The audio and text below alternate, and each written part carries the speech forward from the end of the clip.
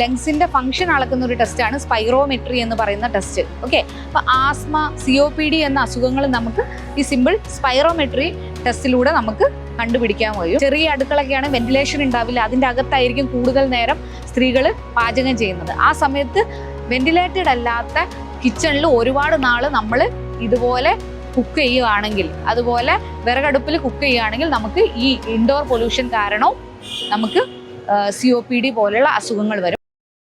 September 25 world lung day ആയിട്ട് നമ്മൾ ആചരിക്കുന്നുണ്ട്. ഈ വർഷത്തെ തീം എന്ന് പറയുന്നത് ഹെൽത്തി ലങ് ഹെൽത്തി ലൈഫ് എന്നാണ്. ശ്വാസകോശ നമ്മുടെ സംരക്ഷണത്തിന് വേണ്ടിയിട്ട് എന്തെല്ലാം കാര്യങ്ങൾ ശ്രദ്ധിക്കാം എന്നുള്ളത് നമുക്കൊന്ന് ഡിസ്കസ് ചെയ്യാം.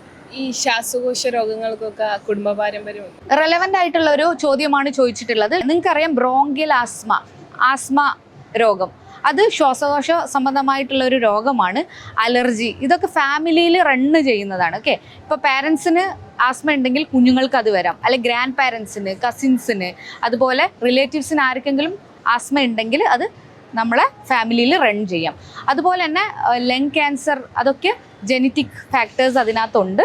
മെയിൻലി പറയുമ്പോഴത്തേക്ക് ശ്വാസകോശ സംബന്ധമായിട്ട് ഏറ്റവും മുന്നിൽ നമുക്ക് ജെനറ്റിക് റിലേറ്റഡ് ആയിട്ടുള്ള അസുഖം എന്ന് പറയുന്നത് ബ്രോങ്കിയൽ ആസ്മ തന്നെയാണ്. COVID-19 പോലത്തെ വൈറസ് രോഗങ്ങൾക്കൊക്കെ ദീർഘകാലം ശ്വാസകോശത്തെ ബാധിക്കാറുണ്ടോ? കോവിഡ് സമയത്ത് നമുക്ക് ലങ്സിൽ ഫൈബ്രോസിസ് പോലെ ഉണ്ടായിട്ടുണ്ട്.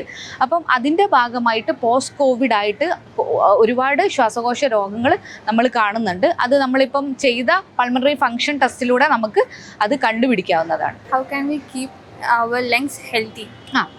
ഒരു ഹെൽത്തി ഡയറ്റ് ഉണ്ടെങ്കിൽ ഹെൽത്തി ലങ് നമുക്ക് ഉണ്ടാവും. ഡെയിലി നമ്മൾ എക്സസൈസ് ചെയ്യുന്നുണ്ടെങ്കിൽ അത് നമ്മുടെ ലങ് ഹെൽത്തി ആക്കി വരും. എക്സസൈസ് ചെയ്യുമ്പോൾ നമ്മൾ റെസ്പിറേറ്ററി മസിൽസിനെ അത് സ്ട്രെങ്തൻ ചെയ്യുന്നു. ഓക്കെ, സോ നമ്മുടെ എൻഡ്യൂറൻസ് അത് കൂട്ടുന്നു. അപ്പം ഡയറ്റിൽ നമ്മൾ വൈറ്റമിൻസും ആൻറ്റി ഓക്സിഡൻസും അടങ്ങിയ ഭക്ഷണം കഴിക്കുക. ഓക്കെ, അതുപോലെ തന്നെ if you are smoking, quit smoking. നമ്മൾ സ്മോക്ക് ചെയ്യുന്നുണ്ടെങ്കിൽ അത് സ്റ്റോപ്പ് ചെയ്യുക. അതുപോലെ പാസീവ് സ്മോക്കിംഗ് ഉണ്ടെങ്കിൽ അത് അവോയ്ഡ് ചെയ്യുക. Okay, outdoor air pollutions, indoor air pollutions, ഇതൊക്കെ മാക്സിമം അവോയ്ഡ് ചെയ്യുക. ഓക്കെ, ഇത്തരത്തിൽ നമ്മൾ കുറേ കാര്യങ്ങൾ ശ്രദ്ധിച്ചാൽ തന്നെ നമ്മളെ ലങ്സിനെ നമുക്ക് ഹെൽത്തി ആയിട്ട് വെക്കാം. ലങ്സിന് എന്തെങ്കിലും പ്രോബ്ലം ഉണ്ട് നമുക്ക് എങ്ങനെ മനസ്സിലാവുക? ലൈക്ക് സിംറ്റംസ് എന്തെങ്കിലും? ഭാരപ്പെട്ട എന്തെങ്കിലും പണി ചെയ്യുമ്പം കിതപ്പാവാം, അതുപോലെ ചുമയാവാം. ഓക്കെ, അപ്പം ചുമച്ച് കഫം വരും, ചിലർക്ക് ഡ്രൈ കഫായിരിക്കും. അപ്പം ആസ്മയിലൊക്കെ എങ്ങനെയാ വെച്ചാൽ രാത്രിയിൽ നമുക്ക് ചുമ മാത്രമായിട്ട് വരാം, വലിവ് പോലെ വരാം. ഓക്കെ, അപ്പം നട്ഷൽ നമ്മൾ ലങ്സിന് എന്തൊക്കെ സിംറ്റംസ് ആണ് വരുന്നത് വെച്ചാൽ നമുക്ക് കുറച്ച് സിംറ്റംസ് നമുക്ക് ഓർത്ത് വയ്ക്കാം. ചുമ, ഓക്കെ, ശ്വാസം തിങ്ങുക, അതുപോലെ വീസിങ് പോലെ വരിക.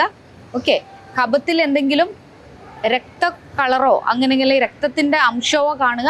ഓക്കെ, ഇതെല്ലാം നമുക്ക് ശ്വാസകോശ സംബന്ധമായിട്ട് വരുന്ന അസുഖങ്ങളിലുള്ള സിംറ്റംസ് ആണ്.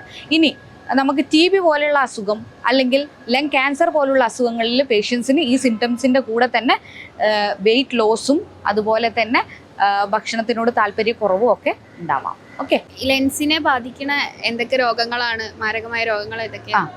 അപ്പം ലങ്സിനെ ബാധിക്കുന്ന രോഗങ്ങൾ ബ്രോങ്കിയൽ ആസ്മ, ഓക്കെ, അലർജി കാരണം ഉണ്ടാകുന്ന ബ്രോങ്കിയൽ ആസ്മ, വീസിങ് ഒക്കെ ആയിട്ട് വരുന്ന രോഗികളുണ്ട്. അതുപോലെ COPD കൂടുതലായിട്ടും സ്മോക്കേഴ്സിനാണ് ഉണ്ടാകുന്നത്. ഓക്കെ, നോൺ സ്മോക്കർ COPD എന്ന് പറഞ്ഞാൽ അധികകാലം പുക അടുപ്പിൽ, അതായത് വിറക് ഉപയോഗിച്ച് നമ്മൾ അടുക്കളയിലൊക്കെ പാചകം ചെയ്യുന്നത് കാരണം ഒരുപാട് നാൾ ആ പുക ശ്വസിച്ച് കഴിഞ്ഞിട്ടുണ്ടെങ്കിൽ സ്ത്രീകളിലും COPD എന്ന് പറഞ്ഞ അസുഖം ഉണ്ടാവും. ഓക്കെ, അതുകൂടാതെ ILD എന്ന് പറഞ്ഞ അസുഖമുണ്ട്, പൾമിനറി ട്യൂബർകുലോസിസ്, TB ക്ഷയരോഗം എന്ന അസുഖമുണ്ട്, ലങ് ക്യാൻസേഴ്സ്, അങ്ങനെ ഒട്ടനവധി ശ്വാസകോശ സംബന്ധപ്പെട്ട അസുഖങ്ങളുണ്ട്, ന്യൂമോണിയ.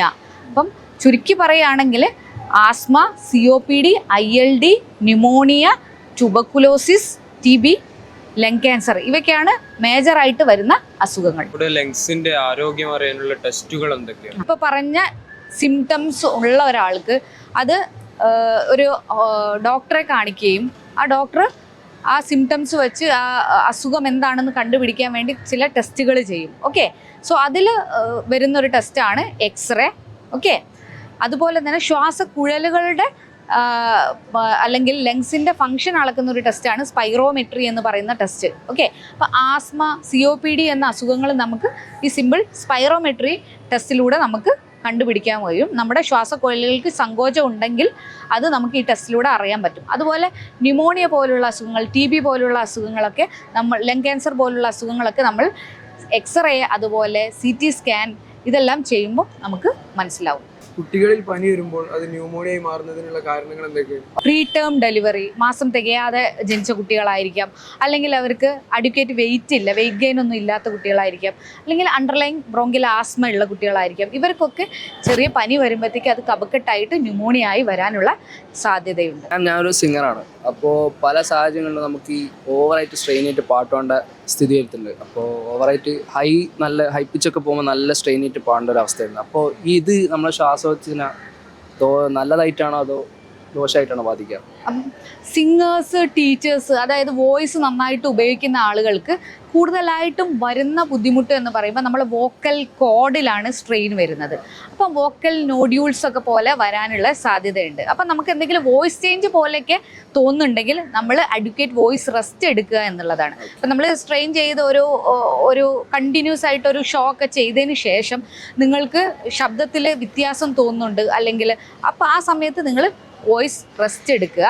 അതുപോലെ തന്നെ കണ്ടിന്യൂസ് ആയിട്ട് നിങ്ങൾ വോയിസിൽ ചേഞ്ച് വരുന്നുണ്ടെന്നുണ്ടെങ്കിൽ നിങ്ങൾ ENT-നെ കാണിച്ചിട്ട് നിങ്ങളുടെ വോക്കൽ കോഡ് ഒന്ന് അസസ് ചെയ്യുക.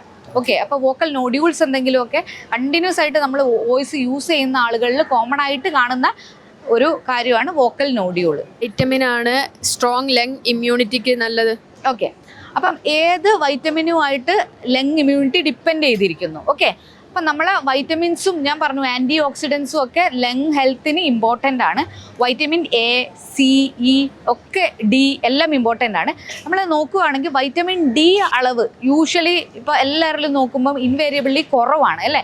വൈറ്റമിൻ Dയും അലർജിയും ഒക്കെ ആയിട്ട് ബന്ധമുണ്ട്. വൈറ്റമിൻ D കുറവുള്ള ആളുകളിൽ ഈ അലർജി സിംറ്റംസ് ഉണ്ടാവും. അപ്പം നമ്മൾ അഡ്യൂക്കേറ്റ് ആയിട്ട് നമുക്ക് വൈറ്റമിൻ D നമ്മുടെ ആഹാരത്തിൽ നമ്മൾ സപ്ലിമെൻ്റ് ചെയ്യുന്നതായിരിക്കും നല്ലത്. ഗുളിക രൂപത്തിൽ വൈറ്റമിൻ D കിട്ടും.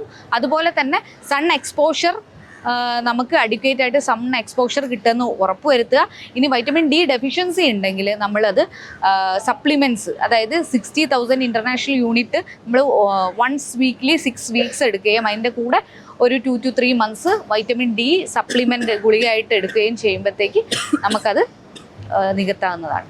മാം, ആസ്മയുള്ള ഒരു കുട്ടിക്ക് ശ്വാസതടസ്സം വരുമ്പോൾ എന്തൊക്കെ അടിയന്തര സഹായമാണ് ചെയ്യേണ്ടത്?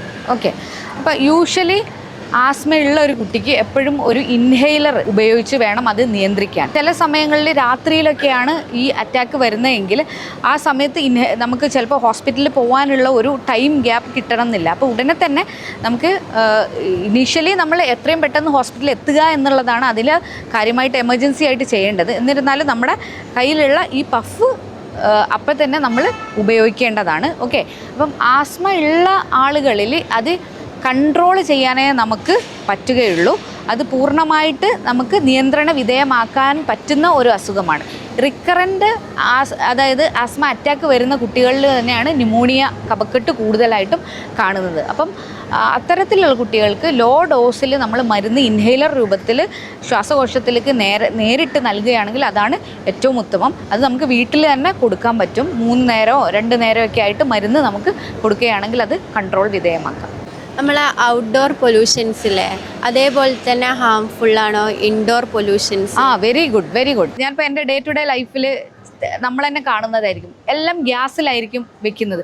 പക്ഷേ ചിലപ്പോൾ ചോറ് മാത്രം ആളുകൾക്ക് വിറകിൽ, ഉമ്മമാരോ അല്ലെങ്കിൽ അമ്മമാരൊക്കെ അതിനെക്കുറിച്ച് ഭയങ്കര വെറിയിടാം. ചോറ് മാത്രം എന്ത് ചെയ്യും, വിറകടുപ്പിൽ ചെയ്യണം എന്നുള്ളത്. ഓക്കെ, അപ്പോൾ ഈ വിറകടുപ്പിൽ നമ്മൾ ഈ പുക ശ്വസിക്കുമ്പം അത് COPD ആയിട്ട് നമുക്ക് വരും. ഓക്കെ, ഇൻഡോർ പൊല്യൂഷൻസ് എന്ന് പറയുമ്പം ഇപ്പം നമ്മൾ സ്മോക്കിങ് നമ്മൾ പബ്ലിക്കായിട്ട് ചെയ്യരുത് എന്ന് പറയുമ്പോഴത്തേക്ക് അത് ചിലപ്പോൾ വീട്ടിലായിരിക്കും അത് ചെയ്യുന്നത്. അപ്പോൾ അതൊരു ഇൻഡോർ പൊല്യൂഷനായിട്ട് സെക്കൻഡ് ഹാൻഡ് സ്മോക്കിങ്ങും തേർഡ് ഹാൻഡ് സ്മോക്കിങ്ങും. ഓക്കെ, സെക്കൻഡ് ഹാൻഡ് സ്മോക്കിംഗ് എന്ന് പറയുമ്പോൾ നമ്മൾ ആരെങ്കിലും സിഗരറ്റ് വലിക്കുകയാണെങ്കിൽ അതിൽ നിന്ന് വരുന്ന പുക നമ്മൾ ശ്വസിച്ചാൽ നമുക്ക് വരും.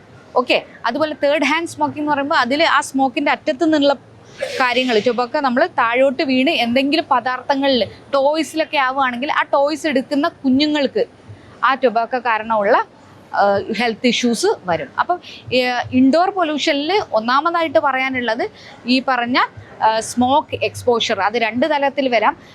പാസീവ് സ്മോക്കിംഗ് ആവാം, അല്ലെങ്കിൽ തേർഡ് ഹാൻഡ് സ്മോക്കിംഗ് ആവാം.